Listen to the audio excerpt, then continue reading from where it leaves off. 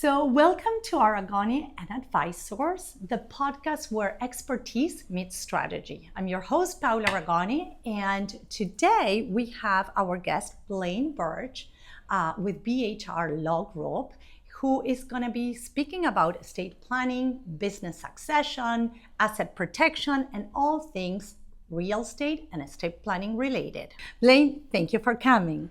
Thank you so much. I'm so excited to be here and to be able to talk with you. I've really had a ton of respect for you and your team here, and you guys do such a great job with your clients. We work in kind of different industries, but they have a lot of tie over, so I'm really excited to do this. Yes, and Blaine and I were talking, we have so many things in common. I mean, I know you're passionate about wealth creation and preservation, which is what we do, maximizing wealth, but at the same time protecting that wealth and being able to protect the beneficiaries as well. So, a lot of synergies here. But tell us a little bit about your background. Tell us how your journey came about, and I know you're super passionate about what you do. So walk us through what brought you into this type of law. Yeah, so interesting story. I never really intended on being an attorney.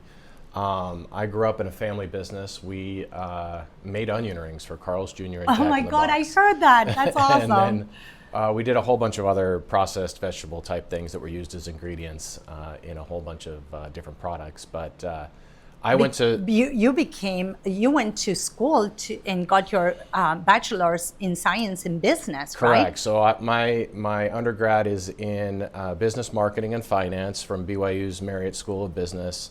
I totally planned on taking over the business. I totally planned on going to work with my family and had worked, even as I was going through school, I'd done a lot of jobs there. But my dad asked me to go to law school because he was kind of tired of paying attorneys to be kind of the in-house Good for attorney. him. Right? So the deal was he was going to pay for law school and I was going to go do it. And that was what we decided to do. And then the year I graduated law school, another company came and offered him enough money to walk away. So it was a great decision for him and my mother and the family really in general, but my whole plan changed at that point. I had not done any sort of recruiting with the big law firms or anything like that because I had my plan set. So yeah, it was kind of a look around and see what you wanted to do. I had two great degrees. I have a business degree and a law degree. I can do a lot of things, but I didn't know what I wanted to do. So I looked at litigation for a little bit. I did some business litigation. I'm not good in court. I don't like to argue, Not so it wasn't my thing. Yes. And so I looked kind of back at some of the classes I was taking in law school, and I loved the business succession planning and the estate planning and kind of the tax code planning. And so I got into estate planning.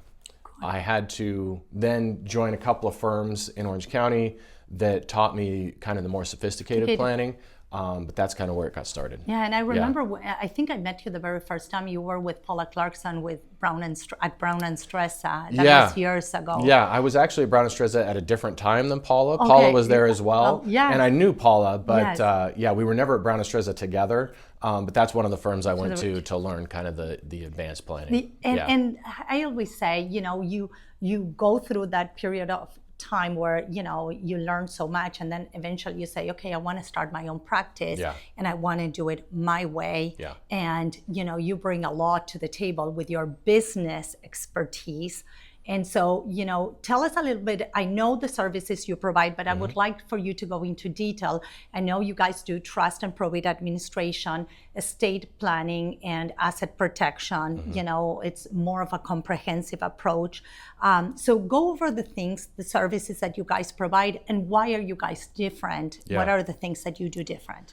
Yeah, so I was at Brown and Strezza, and they do great high net worth tax planning, and that's kind of where I learned that. The firm I was at before that was Mattson Voorhees Mintz. Yes. Jeff Mattson was really my mentor in being an attorney, and he focused a lot on asset protection. So did a lot of offshore trusts and Nevada asset protection trusts and private retirement trusts.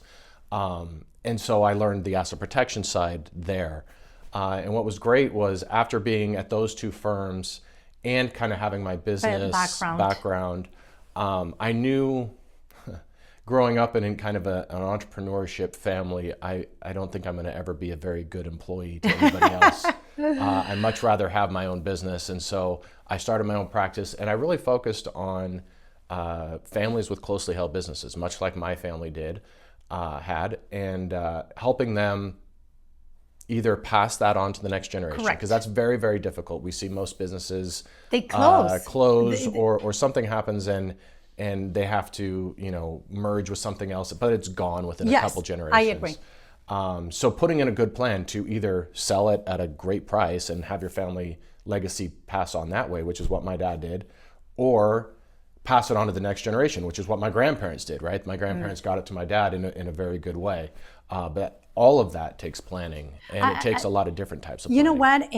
And that's a great point. And I say, my husband, he had a company that it was the same thing, grandparents company, 99-year-old company. And there goes so much into doing it the right way for your, beneficiaries to take over rather than selling it. And I always say, it's not only the wealth creation, it's the legacy that they leave. And so my whole thought process with all our clients is, when they have a company, you have to plan on how you gift, to your kids and your grandkids and that. But then what are you going to do? What's your exit strategy? Do you really think that your kids are capable and want to take over the business? And we've been seeing that a lot of the kids nowadays, they don't. They're not following on their parents' footsteps, which was something we were expected to do back then. So we were the generation that follow on what our parents did. And now the kids are like, no, I love computing or computers or this or that, and they go into something else. So how do you plan for that, to do it the right way? And I think you guys are very hands-on approach and comprehensive approach when it comes to giving them options. And then you guys help them sell the business, right? If there's a... Yeah, we are not like an M&A attorney, right? Like a mergers and acquisition attorney who's going to be intricately involved in the sale of the business. But we do a lot of planning to help the seller, right, the client, receive their payment in a tax efficient way. So we do a lot of planning on that side. What we find is, especially with these closely held businesses, there is a key person, right? There's the person that started the business. And figuring out how that business is going to continue once that person is removed is very, very difficult. And I agree. So what we find is a lot of families either have a plan that's not a very good plan, they haven't really thought most of it through, or they just put their heads in the sand and they just think that key person's going to be there forever, but they're not. At some point, they're going to be removed. Even if they sell, they want to stay 1-2 years and be done with it. So at some point, they're going to be gone. So one of the things, we have our division that does commercial and businesses, and that ties also with what you guys do, because we always say minimize tax exposure, or if you can, avoid taxes when you can. And so one of our strategies is 1031 exchange or CRTs, charitable remainder trust. And we always say at some point we need to do a little class on CRTs, because a lot of people do not know what a CRT is and how they can really minimize tax exposure by, really doing good planning. And, we say by the time they are selling the business or they call an agent, it's too late. You have to plan, 2-3 years ahead. To me, that's the ideal. That's the ideal. What's the real, recommendation? The truth is, we can do some planning no matter where you are through the process, right? There's different tools that will work in different ways, but a CRT is a great example of one that has so much power that you would like to use that tool, but there is a cutoff date where you just can't use that tool anymore.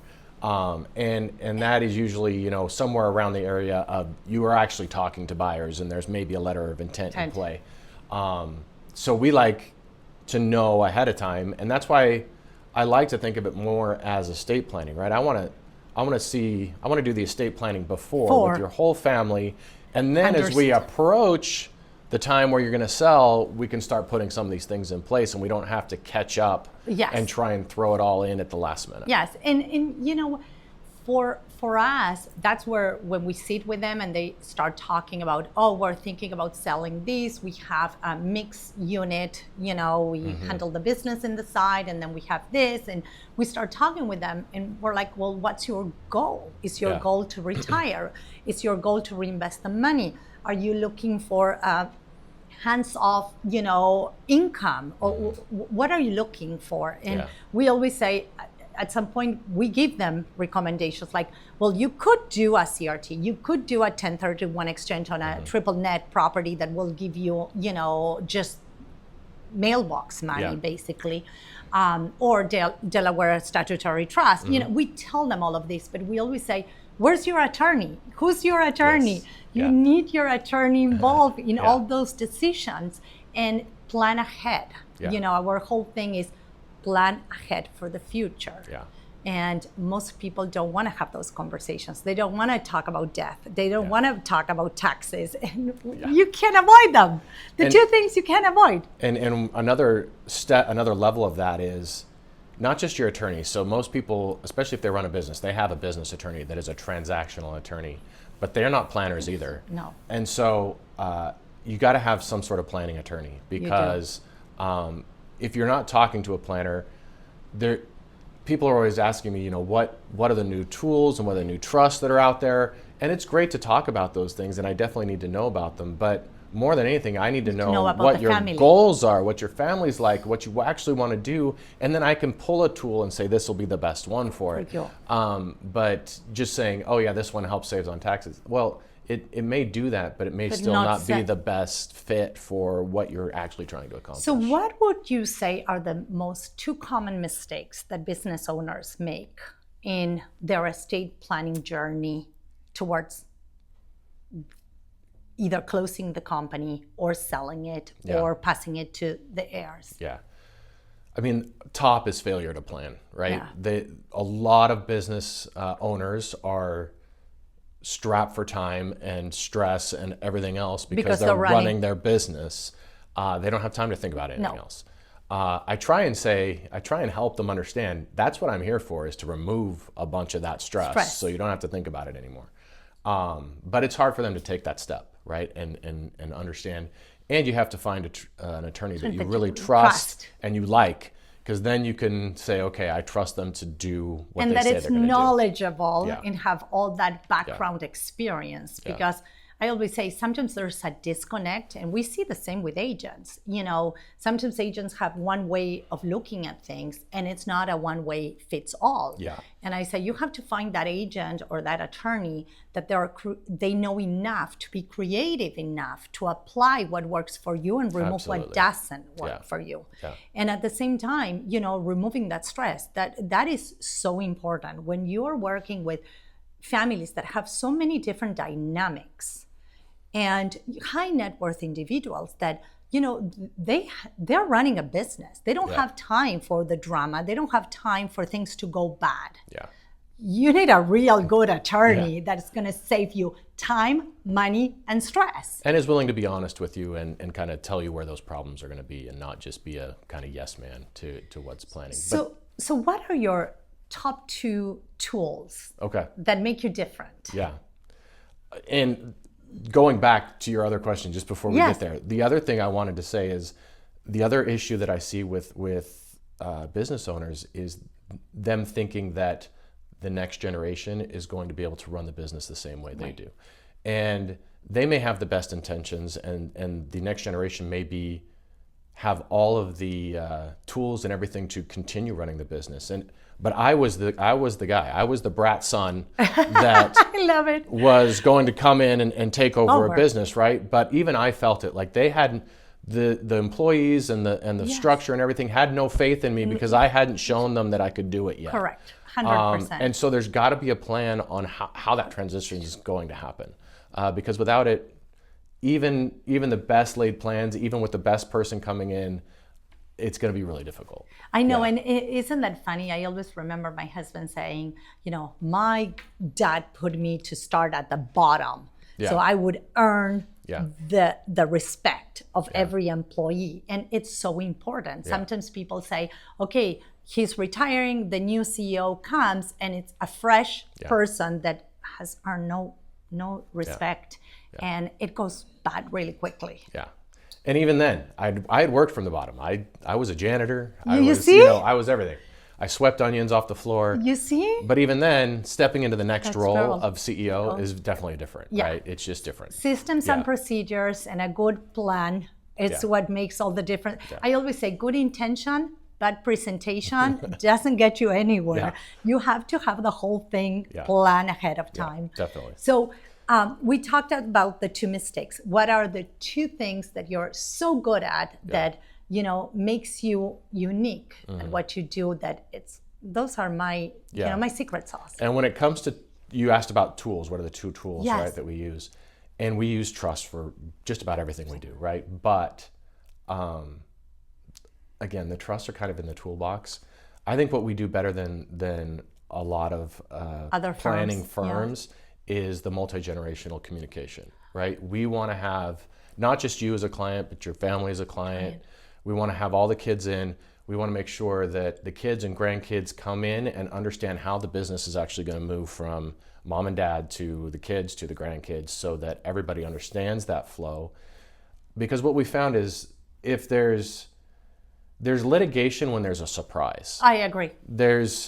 You can have a kid that's entirely disinherited. They won't care if they knew about it, right? If they knew mom and dad still loved them and that they just didn't need to give them money or whatever the reason was, then fine, we're not going to litigate it. But if it's a surprise, if there's something in there that's just different than what everybody thought was going to happen, that's when the litigation starts.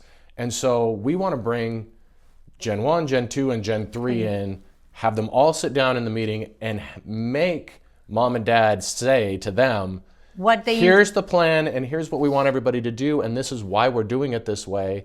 And then everybody is copacetic and everything flows much smoother. It might take a little bit for them to digest it, but they will understand it. I always say the element of surprise, it's what gets them all, upset and I would say, kill the monster while it's small, right? If you can minimize the damage of a resolution on a business. Sometimes kids think they're going to inherit the business, and parents feel the kids are not prepared for that. And so what's best for the parents might be to sell that business, right? You have certain, maybe 2-3 kids, and they all feel the entitlement to that business. And it might be in the best interest of the entire family to sell that business. And you explain to them the reason why, and it might be a shock at the beginning, but eventually they understand. Yeah.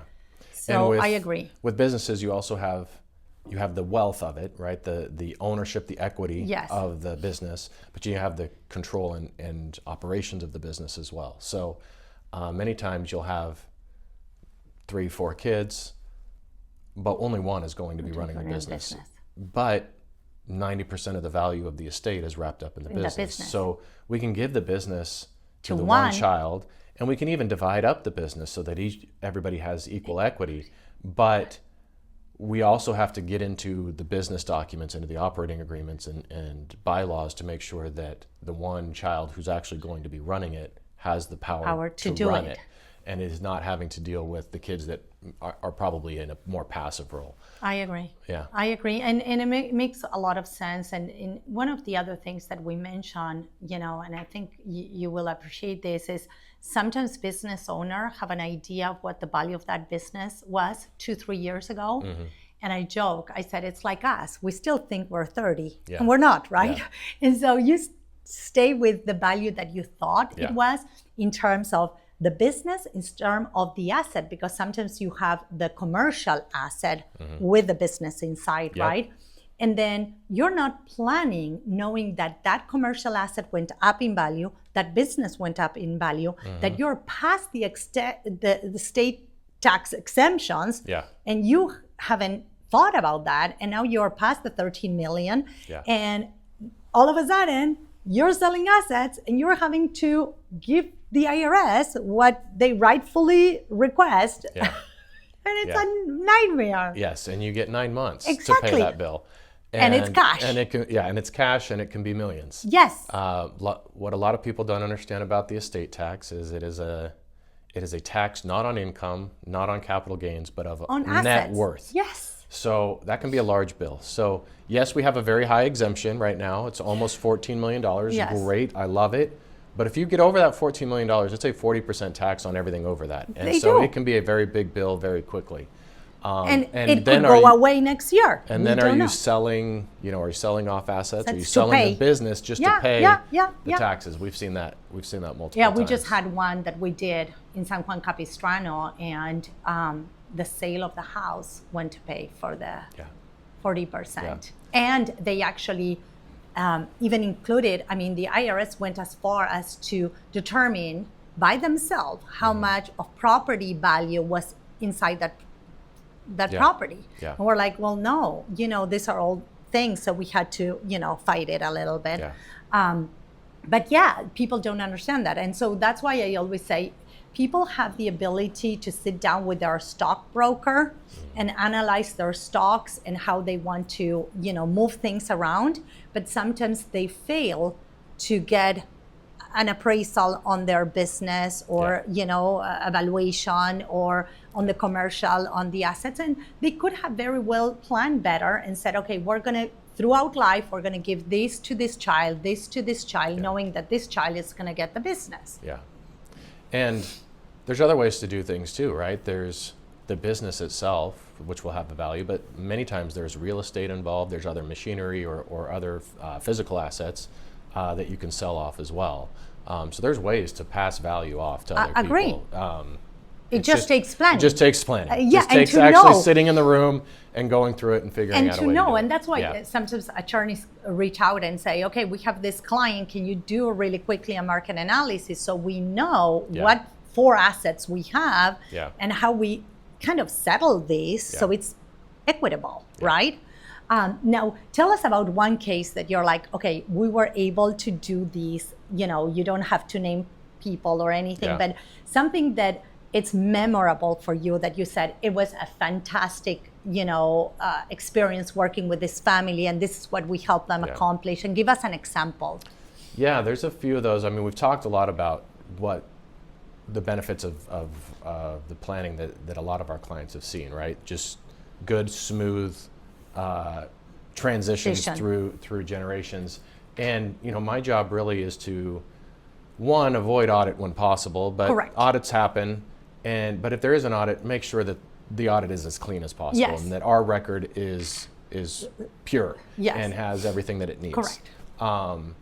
But, a lot of people also, when they start thinking about charitable planning, like with a charitable trust or something, they don't like that charitable aspect of it, right? They like the charitable aspect, but sometimes they don't like seeing so much money going to charity. And we can show them how they're still coming ahead, back. Right? And most of that has to deal with you're either going to pay taxes or you can pay charity, right? Yes. So you can either choose the better one. you can either have voluntary charity or involuntary charity. But another part of that is with proper planning, you can actually create a lot of wealth through those types of planning. We had one of the best ones I saw, and I didn't work directly on this, but there was a family that was going to make a large charitable donation. They did it through a charitable trust. The charitable trust made the donation to a smaller town area, to a hospital to do a specific type of research. And so they became kind of the hub for this type of research. Well, that made the community much more attractive to people wanting to live there, and they had to hire a bunch of employees to do all of this stuff. Well, they had purchased up the real estate around the hospital where they made this donation. So they made this huge donation to a hospital, get a large charitable deduction from their taxes, but then watch their real estate around the hospital just increase in value. They made way more than they ever donated. That is amazing. I always say, there's, you pay taxes, and we all pay taxes, but you feel, writing that check, it's painful. Let's be honest. Nobody wants to. Yeah. You write that check to a charity, and it has a different feel. Yeah, definitely. And at the end of the day, it's like you said, choose. Do you want to pay the same to a in taxes or do something good with that money that at the end of the day is coming back to you in a form of annuity or interest that the family or the person making the donation will get. But how rewarding it is where you say, okay, my legacy, because at the end of the day, I always say with high net worth individuals, they work really hard to make it where they are. And now for them, it's legacy planning. It's, I want this to be for generations to come. And if they don't plan, we all know that within 5 years, it's all gone. So true. California is not the most business-friendly state in the union. And so it's extremely hard to make a business successful here in California. So once they've done that, protection of that wealth just becomes the biggest part, because they do become also a target to litigation. Oh, they do. And that's where the asset protection side comes in, right? We can do a lot of things to help. Once the wealth has been built, we can do a lot of things to help protect it so that it's not liable to other personal liability. Explain a little bit to the audience, when you talk about asset protection, how is that, those layers of protection that you put in, obviously LLCs and things like that, but educate them a little bit to the person that, they have a business, they never thought about that, they're selling it. Tell us a little bit how you structure the asset protection. Yeah, so asset protection should be built into just about any estate planning plan, right? But it's very difficult to do it for the clients themselves. It's really easy to build in asset protection for their kids and for next generations, because if you're giving money to somebody else, you can protect it. But if it's yours, if it's the money you've earned, then it's more difficult. So mostly when we're talking about asset protection, estate planning is for the protection of the client's assets themselves. So the majority of these people have already an LLC or something. Yeah, so that's kind of the first layer, right? Yeah. And that's a division of corporate assets from personal assets. Correct. So basically a corporate entity like an LLC or a corporation basically says if anything, if they sue your company for anything, they don't get to take your house and your car or in your personal bank accounts. They can take the assets of the company, but they don't get your personal assets, right? So you get a division there. That's usually a good start, but not enough. Correct. The next layer would be insurance, right? People have to insure themselves properly. For the liability that they're dealing with in their industries, right? Correct. So that's the next layer. Then there's people that are just in either high liability industries or in industries like an attorney or doctor where I don't get the protection of a corporate structure. Correct. My work is my work. A doctor's work is the doctor's work. We don't get to move our liability to something that's not us. So now what do we do? How do we protect personal assets of a doctor or attorney or someone that's going to be sued a lot? Or even in real estate, they have their name on the property. Even if they don't, even if they have it in an LLC, they may find where it goes and still sue the person directly. Then you're looking at actually moving either the assets offshore or to another jurisdiction that's much more friendly, like Nevada. Yes. But some assets can't be moved, right? California real estate is going to be in California. So then what do you look at? And there's other tools, right? This is where I get to pull out all the different tools, right? The one we're using a lot right now is what we call a private retirement trust or private retirement plan. Basically, and we can go into a little bit of the education of what a retirement plan does, but your retirement plans like 401ks and IRAs a DB plan, anything. Asset protection through what's called ERISA. Correct. ERISA is a federal law, right? Yes. And basically it says those assets are protected for your retirement. If someone sues you, they don't get to those assets. Correct. But there's also limits on how much you can put into those each year. So you can't really fund those with everything. You can get some in there, but not everything. Well, a private retirement plan is based in California law.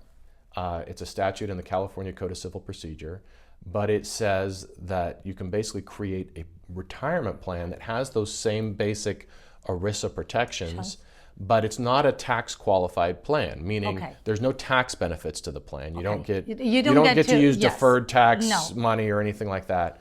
But if you fund, there's also no funding restrictions. So I can put all my assets in it. So if I get all my assets in it, as long as I can show that I need those assets for retirement, then I can basically get really good asset protection in those assets.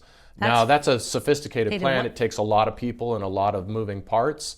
But if you're really worried about losing a large portion of wealth, it can very well be worth it. Yeah, and I always say it all depends where you are in your practice, right? Mm-hmm.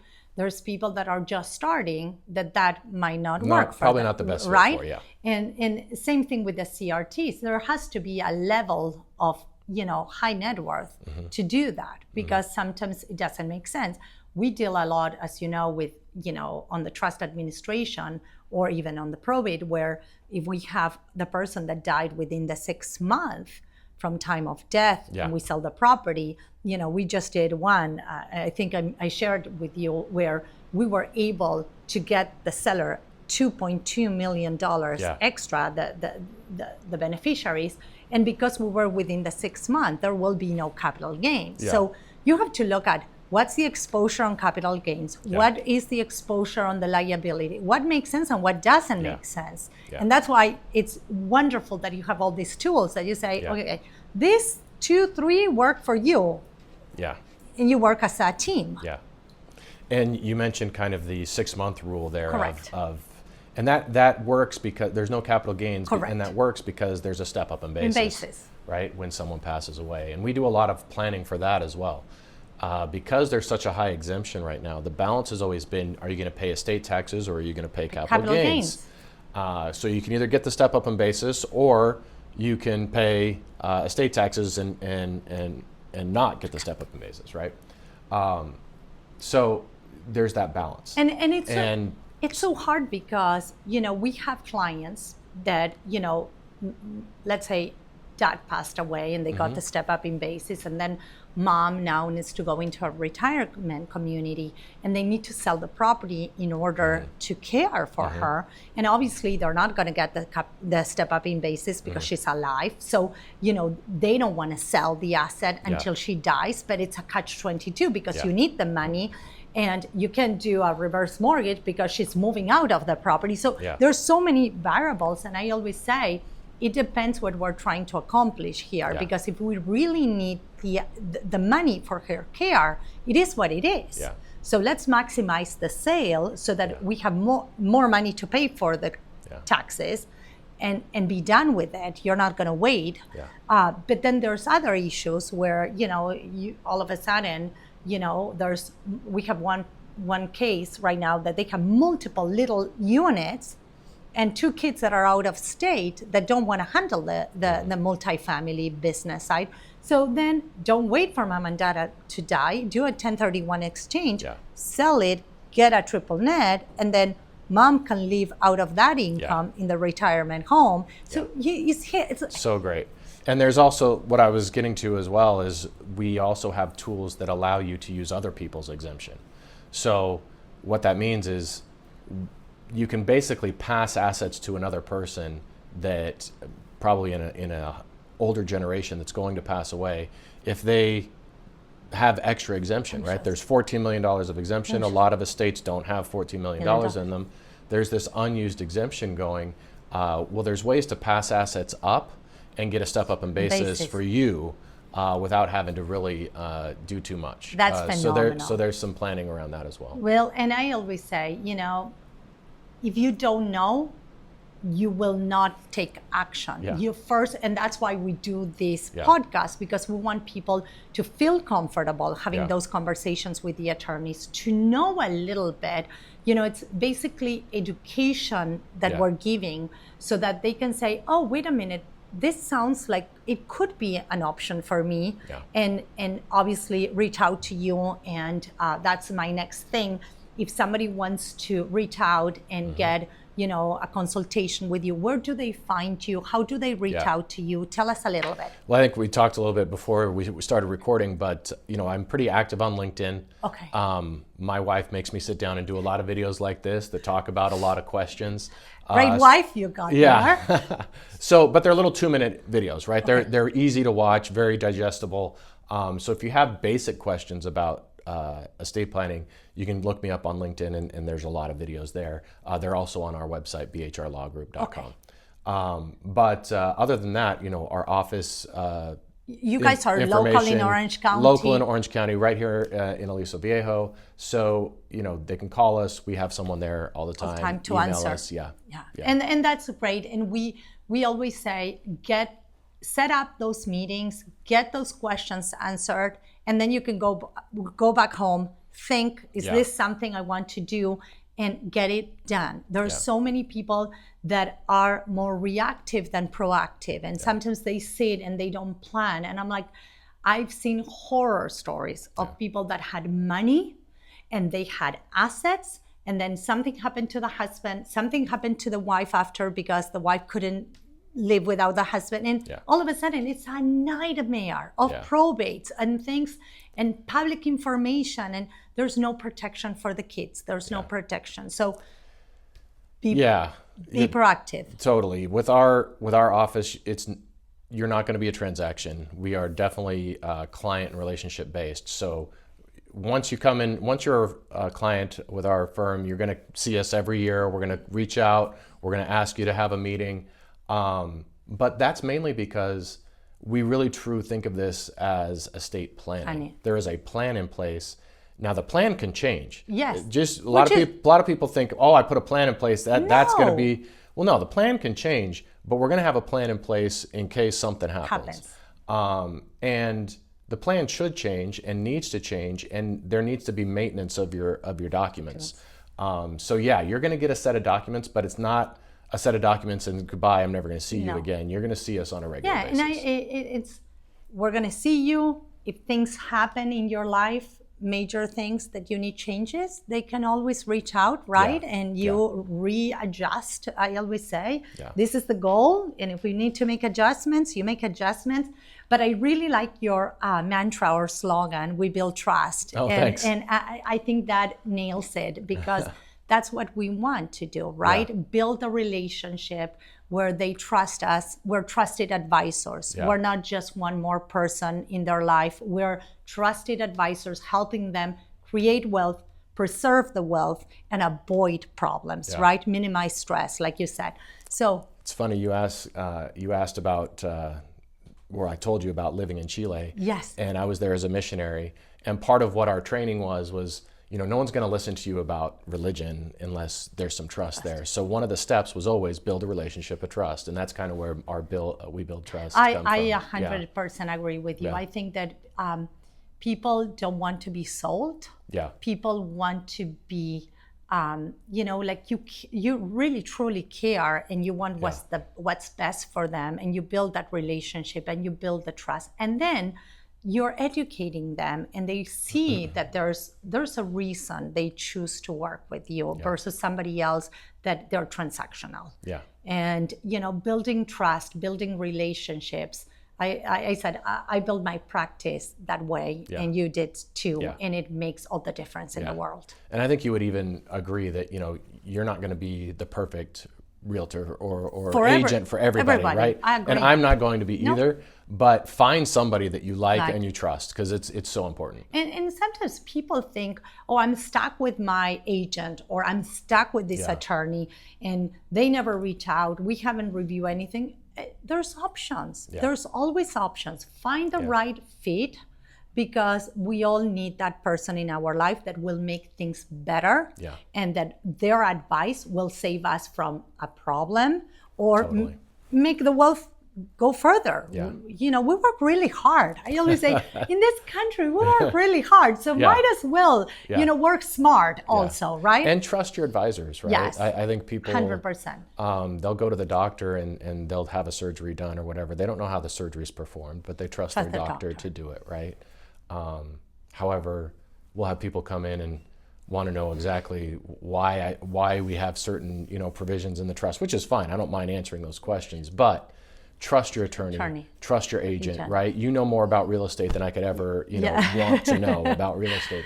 But that's why I would want to trust you and your decisions and your advice on what I should do in a certain situation. I know, trust, it's such a powerful word.